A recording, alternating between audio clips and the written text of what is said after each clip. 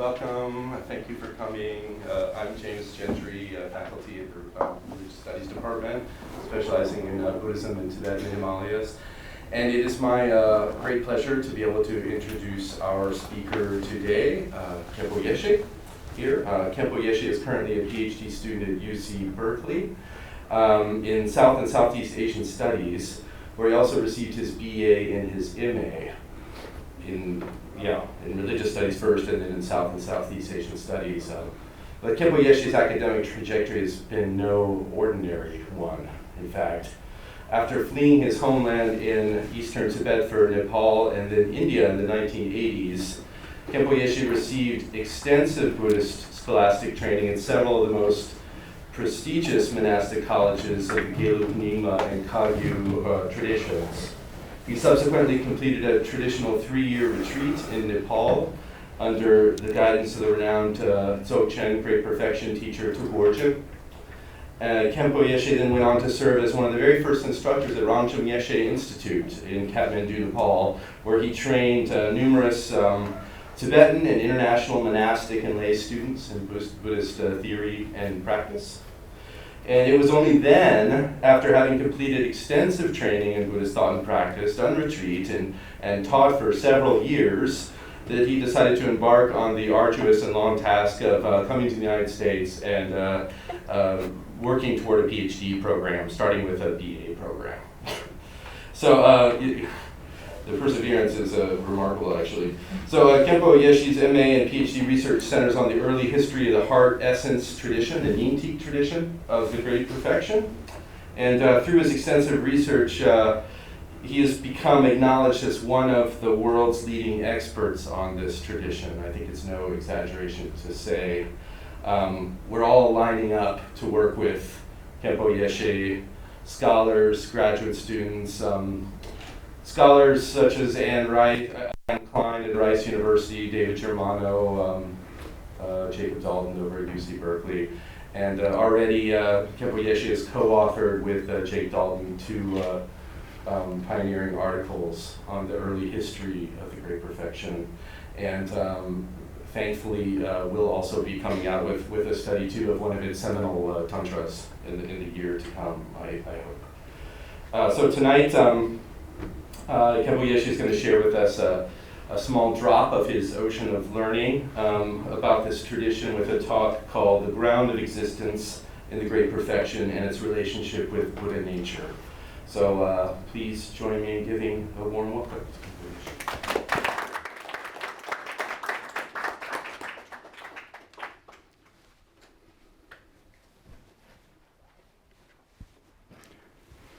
Thank you for generous introduction, and thank you everyone coming, and thank you. I would like to thank James and Irene for inviting me here, and then other organizers and Center for the whole Center for Buddhist Studies organizing this.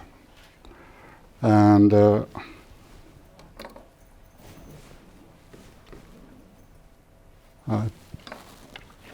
that's the title. Let me start. And my talk today is about the ground of existence. Here I didn't put the ground of existence because this was my title, and now I'm changing I better to put the ground of existence here. The ground of existence in the Great Perfection or the Dzogchen tradition of Tibetan Buddhism and its relationship with the Buddha nature, Tathagata. I will begin by examining doctrinal roots of the term and its development with the Great Perfection tradition.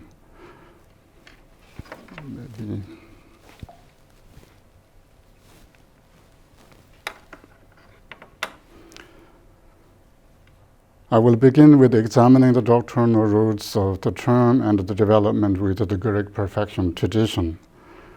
Then I will explore its relationship to the all-ground consciousness called the Kunhi Namhi in Tibetan, and alaya vijnana in Sanskrit. These will lead us into ontological questions concerning the primordial reality of the ground, which is understood to be beyond any constraints of time and place. And finally, I will investigate the relationship between the ground and Buddha nature. Pivotal to this discussion then is the history of the all-ground consciousness in early Tibet and how its concept impact both the Yogachara concept of the Buddha nature and the Greek perfection's understanding of the ground. It is worth noting from the outset that in a Dzogchen term, ground refers to the fundamental nature of the mind and reality.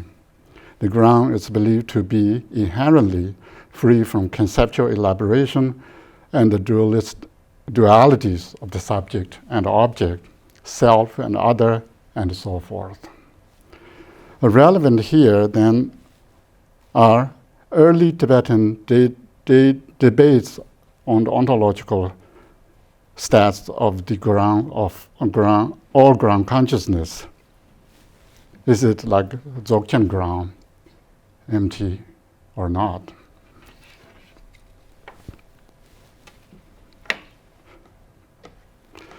The source material for this talk include early texts such as a couple of 10th century Dunhuang manuscripts that's early on the title page that is the Dunhuang manuscript.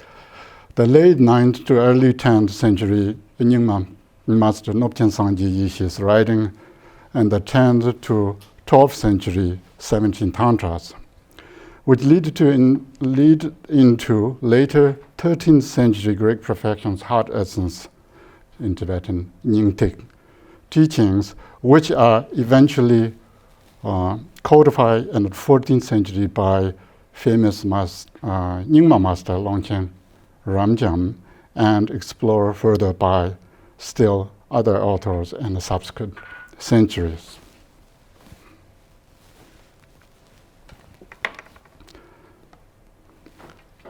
Two of the 10th to 12th century 17 tantras. The 17 tantras are the particular Dzogchen heart essence tantras. There is 17 tantras. These are two main tantras. The Beyond Sound Tantra and Pro-Galan Tantra summarize the Dzogchen tradition in terms of the timeless cycle of the life and liberation. A narrative history in Tibetan Loju outline 11 topics, how samsara or nirvana start and how it's end up back to the beginning of the samsara and the nirvana. It's called ground. Ground. Here, the topic 1 is the ground, and third topic is Buddha nature in this structure.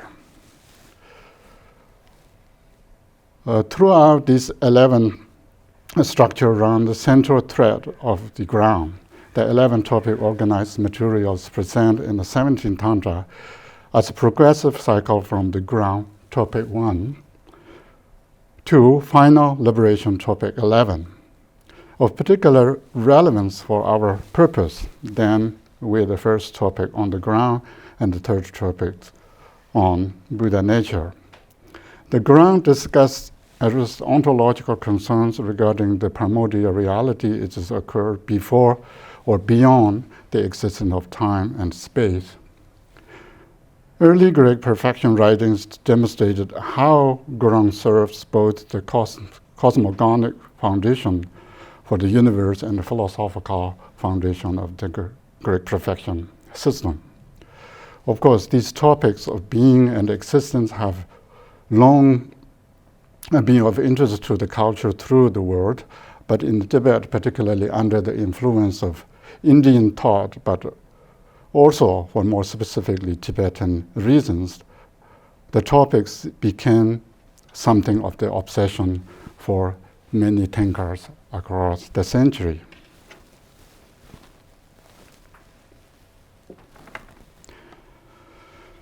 The influential 13th century Tibetan Buddhist philosopher Nyingma Bom, in which his Great Perfection, the 11 words and meanings, or Dzogpa Khenpo Tsikdang Gyukjikpa, explained the Dzogchen ground in this way. In quote, at the very beginning, the ground abides reality of phenomena's nature, abides before, then neither realized Buddha nor non-realized sentient beings have merged, in quote. We can see that the Dzogchen's theory of the ground goes beyond the early Buddhist philosophical refusal to discuss the origin of ignorance and samsara. Such radical doctrinal innovation may have been why the ground was the subject of so many debates for centuries in Tibet. Even just reading in the Great Perfection, Nyingma Bom is careful to delineate 7 different viewpoints on the ground and how each of first 6 incorrect.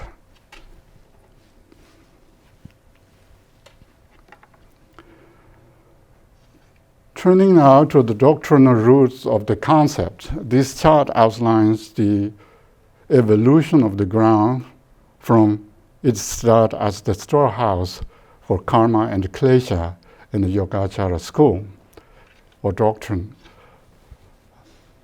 Transiting to Buddha nature in the Tathagata doctrine and eventually to the ground in the Dzogchen tradition.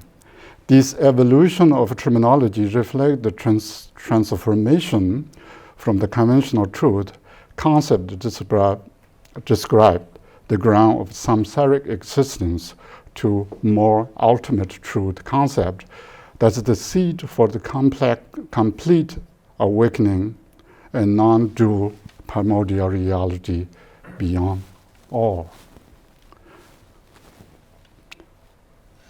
To parse further the Tibetan terms, each term can be further divided into 2 parts, distinguishing all, or gun, he, ground, or he, to make the center part, the red color is ground, that's Tibetan he. He to make the all ground, or kun he, and then mental image, or namba, and knowing, or shepa, to make the knowing of a mental image, or consciousness, in Tibetan translation, number shepa, or namshe. It is also significant that a Tibetan debate a status of the ground and the all-ground consciousness. They employ variations on the term and the different texts to distinguish different senses. As the term becomes more positive in its meaning, we can see the gradual discarding part of the term. You can see the right side is missing the all, or the gun, and the other side, other terms are also discarding. As this slide shows, the function associated with this term also shift over time.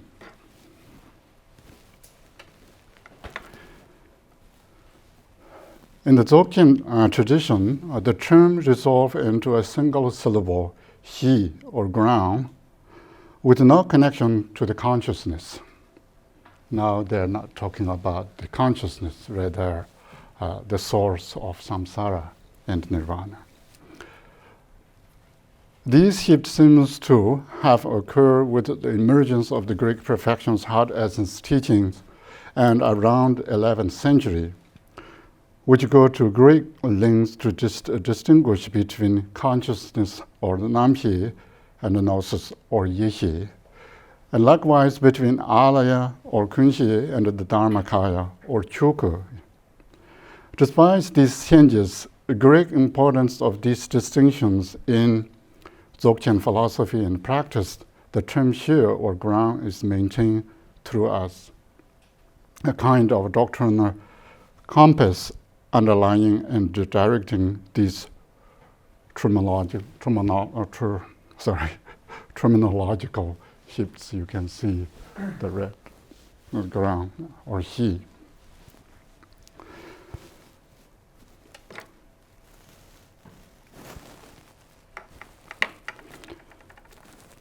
Here are these lines, maybe I read from here.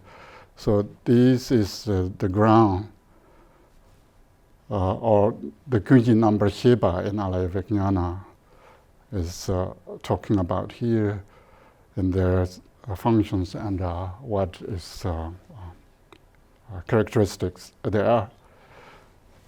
In the Mahayana Buddhist theory, the concept of karma is intricately linked with the function of alaya.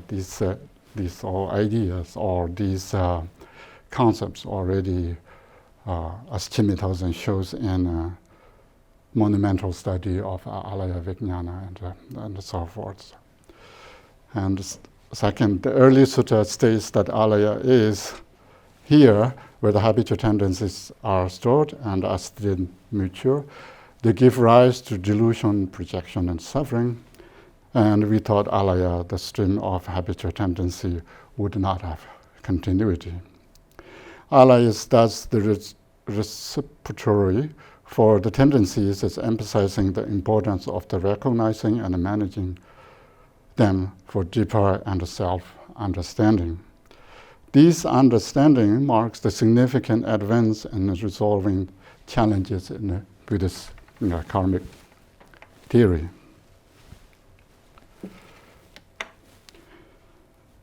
And these slides are...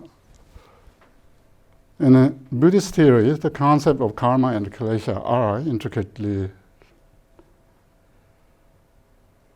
linked with the function of the alaya and so forth. I already mentioned, I think.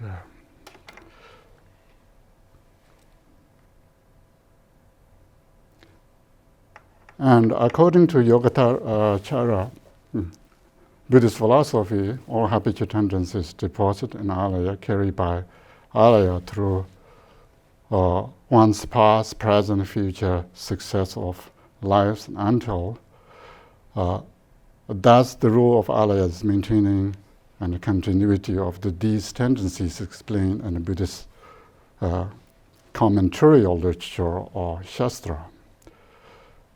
But without alaya, the stream of habitual tendencies would not have sustained force. There would be no continuity. To identify alaya as repository for these tendencies emphasizes the importance of recognizing and managing them through deeper self-understanding.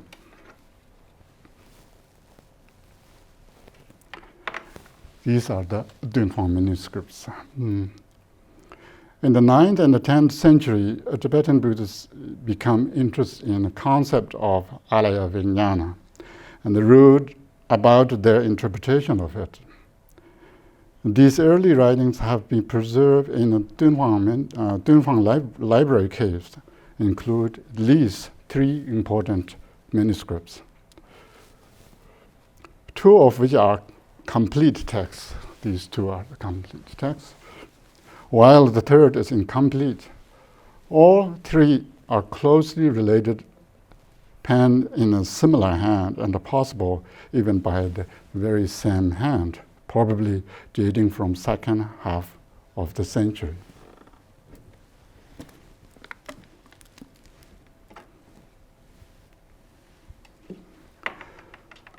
These manuscripts are essential for comprehending the early stages of development of the concept of alaya in Tibet. They list 3 terms for all ground consciousness, or alaya vijnana, the fundamental genuine of all ground, Xi Tunji Kunxi, and the joining genuine all ground, Gyurvi Tunji Kunxi, and the variegated all ground, or not so big Kunxi. This new terminus went on to influence numerous subsequent writings in Tibet. In the late 9th century, the Tibetan Buddhist author Nobchen Sangye Yeshi wrote extensive treatises on the doxographical framework and commentary of Nyingma Tantra. In these writings, Nobchen was likely among the first known author to employ this same new term of alaya that we see also in the Dunhuang.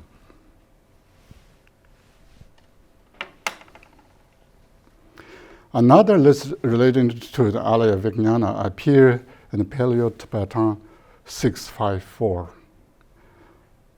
As we have seen, early Yogachara Buddhists considered that all individuals have collection of the 8 consciousness. Alaya vijnana, or all ground consciousness, is the 8th consciousness and the source of all others. Thus here, in any Yogachara thought, the all-ground, kunshi, or alaya, is this self-consciousness. In this context, Paleo-Tibetan 654 lists some of the different terms of alaya vijnana. I want to highlight the second name here, the root of consciousness, for how it suggests alaya vijnana is the central of the cause of samsara.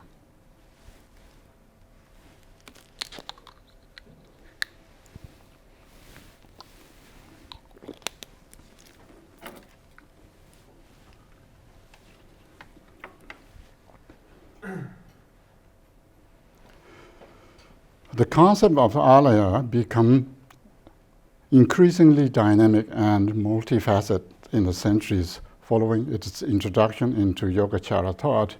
If we take this early Tibetan document seriously, one major development is the introduction of a new level of dependent origination, whereby the alaya becomes the primary causal condition for the samsaric existence of the other 7 or more active consciousnesses.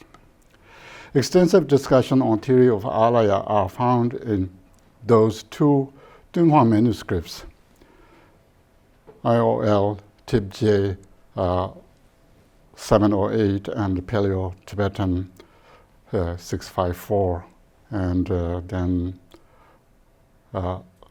the IOL Tib J 708 makes reference to 14 categories of the ground consciousness, and the Paleo-Tibetan 654 lists 13 categories relating to the same topic. However, neither manuscript addressed the question of the origin of this root cause, as it is said to have existed since beginningless time, bring us back to the age-old dilemma of the chicken and egg.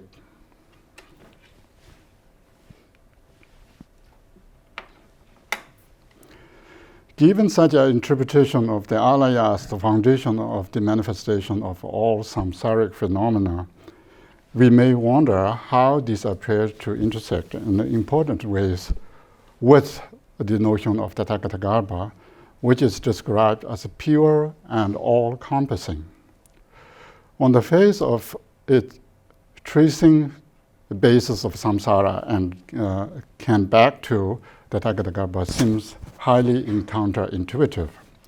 Here one might consider the possible influence of Lanka-Avatara Sutra, which is well known for discussion of transforming the basis,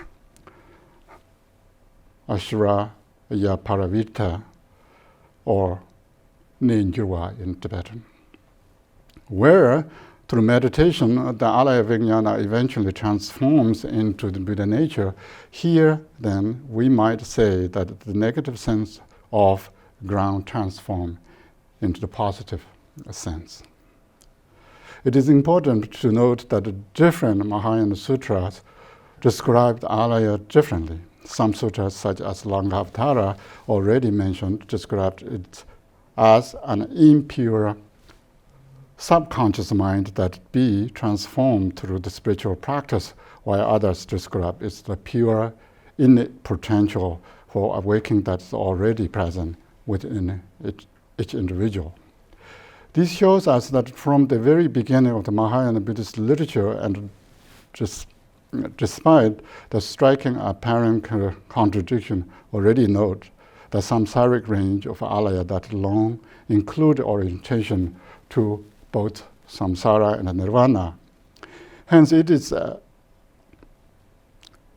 infinite with the Tathagata Garbha, moreover, emphasize on the transformation and on the one's innate potential for waking is central tenet in many Mahayana Buddhist tradition, with the Buddha nature, the Tathagata Garbha, being seen as the ultimate nature of all beings and the waking essence already present with each individual. Therefore, alaya is the foundation of the perpetuation of samsara.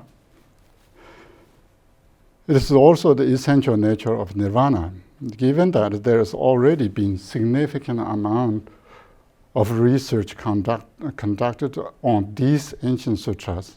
In India, I do not intend to delve deeper into the topic at present.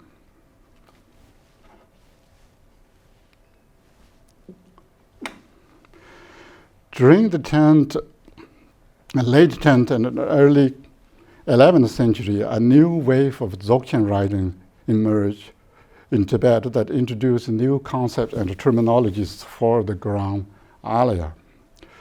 The 17 tantras are among the most well-known writings that touch the topic of the ground alaya of varying degrees.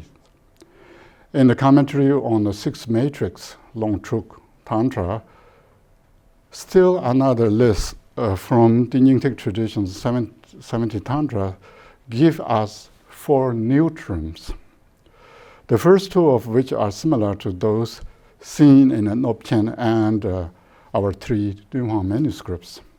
They are the nascence genuine all ground, or Ye Tunji Kunshi, the joining genuine all ground, or Gyurvi Tunji Kunshi, the ground of habitual tendency of the body, or Pakcha Luji Kunshi, and the all ground of individual elements, or Jungwa Sosu Kunshi. The variations in this list of terms highlights rich complexity and the depth of how alaya vijnana was understood in the ancient tradition. Within these 4 new terminological categories, the nascence genuine all ground, or Ye Tunji Kunshi, is the initial topic of the discussion and regarded as a pure primordial ground, or the nirvanic ground, or as a Dzogchen on ground, or Buddha nature. The remaining 3 terms are considered to be samsaric ground. This builds in important ways on the shift seen in our early Tibetan source, from the Yogachara understanding of all ground as a basis for the samsaric latency, through the developing Dzogchen discuss, or the primordial ground, or He. Changing the early term He Tunji Kunshi to Ye Tunji Kunshi, that is from the fundamental genuine all ground to primordial genuine all ground, makes explicit the increasing interest in the ground as source for ignorance and samsara.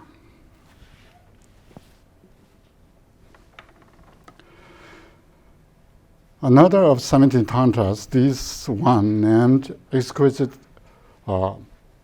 Auspiciousness, Zhaixin Zedan, is dedicated entirely to the subject of the Dzogchen ground, or He.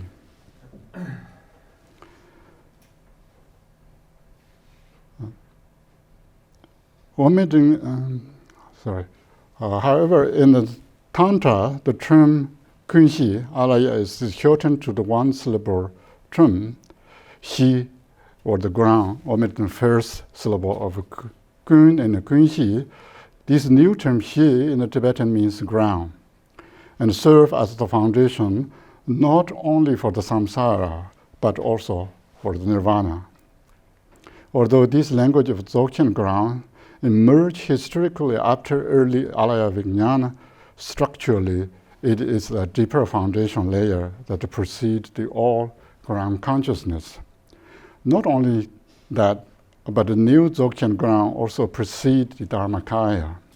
And thus, when the ground is not correctly recognized, the alaya vijnana manifests, whereas if it is correctly recognized, the Dharmakaya emerges. In this sense, alaya vijnana and the Dharmakaya are equally rooted in the ground and might be understood as two perspectives on the ground.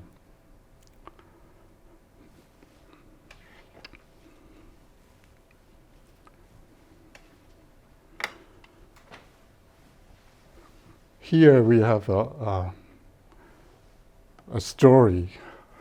Maybe I can read from here. This tantra is a commentary of the Matrix of Samadhi by Pema Lingpa in the 16th century. He's talking about these. For instance, if giving an analogy, the body is like a small cabin in a spring. A lower torso is like a lower floor. The upper torso is like upper floor. The lungs, hearts, and livers are like stove. Alaya is like an honor. Here, alaya vijnana, and old man. Ignorant is like an old blind woman. Consciousness is like an agile monkey. Our five faculties are like the root of a house. The disturbing emotions are like the fruition of treasury. The five poisons are like the deceptive techniques. The three poisons are like cooked meal. The old man ate chicken, desire has increased. The old woman ate a pig, ignorance has increased. The monkey ate a snake, hatred has increased. Then the ignorant alaya was evoked. The ignorant consciousness was raised. The consciousness monkey wandered at the five gateways, having seen various outer appearances and objects. The monkey's mind has become hesitated with them. Having told to the old couple inside, the old couple disagreed, having fiercely argued and thought. The consciousness monkey could not settle them. The three family members rushed at the five gateways. They strayed on a plain ground and not find the home. The original house also has been crumbled in the 10 directions. The monkey tried to find the shadow to the future, but could not find any. The samsaric nature is like that.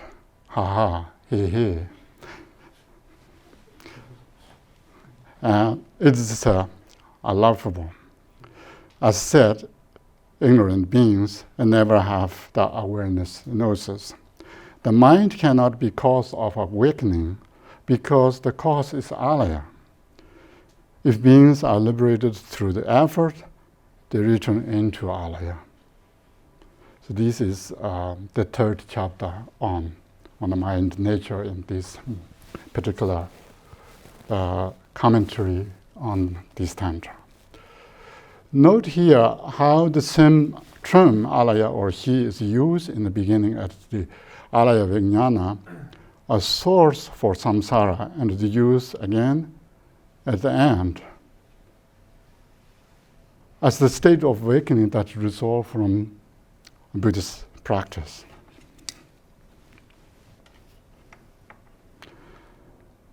The Greek perfection tradition, which emphasizes the non-dual nature of reality and the ultimate unity of all phenomena, meaning especially the non-dual of samsara and nirvana, and also in time, the state of the ground as beyond either place a particular emphasis on the primordial ground or a Dzogchen ground.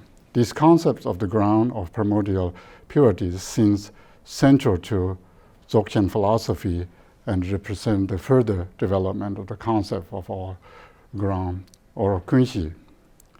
Here, Nopchen emphasizes the pure or ground, which is called or ground, which is an awakening mind, kunxi xiangqiu sem.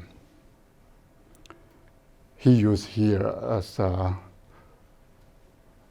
probably alaya bodhicitta, but I'm not sure. Can find in a Sanskrit term.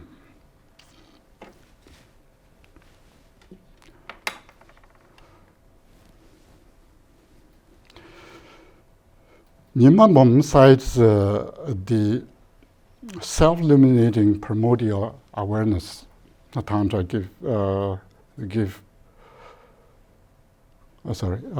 Tantra to illustrate the Buddha nature as follows. So now talking about Buddha nature. The realization of the completely perfect Buddha in the self-stream of each individual being resides as the Buddha body and primordial gnosis. He's quoting this Tantra.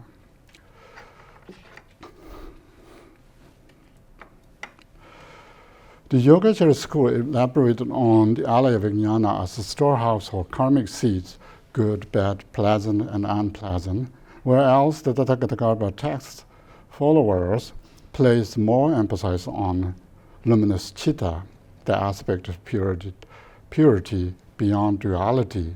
Thus, the Tathagata doctrine paves the way of the transition from Yogachara school storehouse concept containing or mundane aspect of imprint to the Dzogchen Tantra, stress on one's seed purity. Note that the Tibetan Dzogchen tradition carried the seed potential further in Yogachara by equating samsara and nirvana. This is the finding samsara no different from nirvana. Dzogchen shows that the path beyond samsara is already rooted right in samsara itself.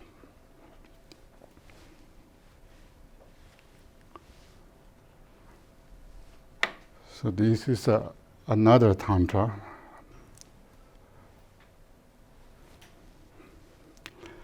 Nyingma Bom, in the third of the 11 topics, explains that the Buddha seed or ground always already abide in confused sentient beings. Buddha nature is described as suffusing of sentient beings like oil suffuse of sesame seed. To express the Buddha nature is innate to all beings, Nyingma Bom states that sentient beings have the primordial gnosis that are naturally and spontaneously present. He further cites the Beyond Sound Tantra that says sentient beings are already Buddha. They do not exist separately from Buddha. There's more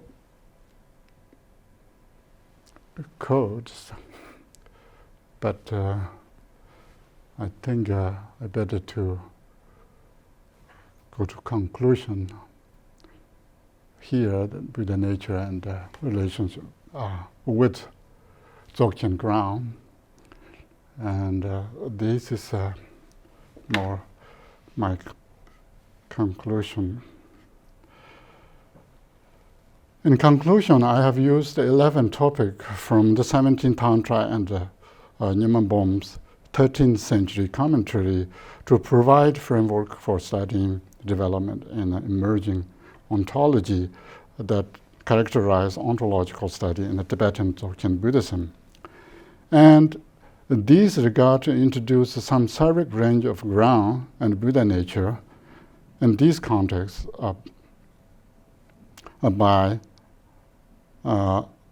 in this context, my focus has been on investigating the ontological and historiological significance of the ground and the Buddha nature, the relationship between them. To understand the concept of ground, I look back to the 4th to 5th century to identify mechanism called all-ground consciousness, or Gunji Nambara Shiva, or Alaya Vijnana. That provides support for the frames of karma and kleshas participating in the continuity innate to the stream of beings across lifetimes and realms.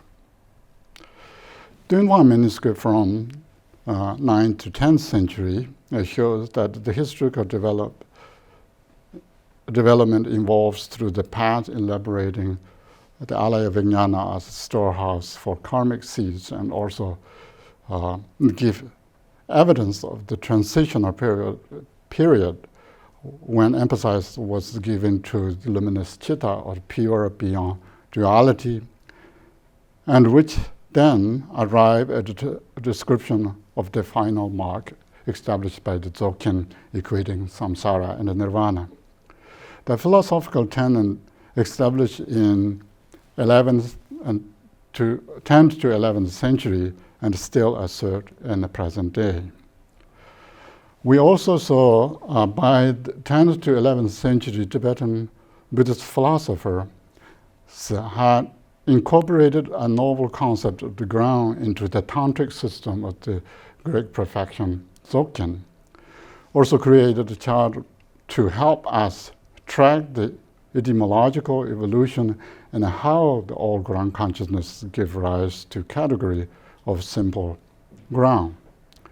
The development weaved through the early Yogachara school into transitional phase, which saw the rise of the Tathagata doctrine and the final to Dzogchen tradition. Both the ground, the Buddha nature, are epistemological and astrological categories with point Dzogchen practitioners as well as philosophers toward the ultimate nature of reality and one's own potential for awakening.